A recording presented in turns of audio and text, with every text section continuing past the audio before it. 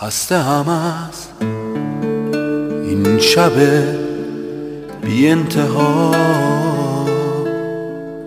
خسته هم از تلخی فاصله ها. تک و تنها همدمم یه حس مبهم، یه چیزی شبیه عشق مثل یه شبنم. تک و تنها توی این زندون دور، خسته از حصار سرد بی عبور.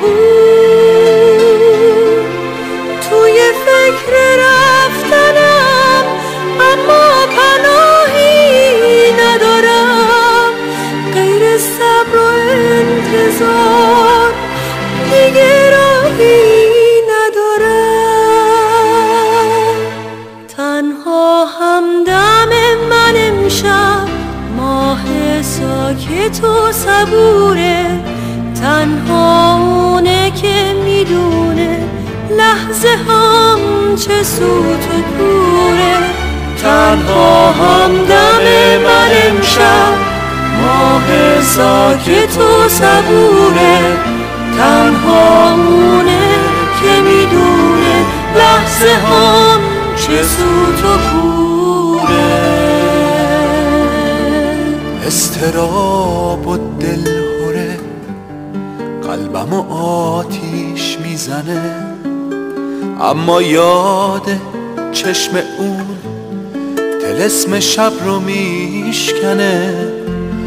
نمیدونم میدونه خورشید شبهای منه، میدونه شبهای من از عشق اونه روشنه. چرا من زندونی باشم توی این حصار تردید؟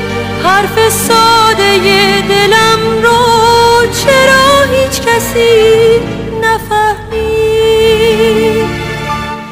حرف من یه حرف ساده است، خواستن یه عشق تنها، جرأت سرودن از عشق توی لحظه های رو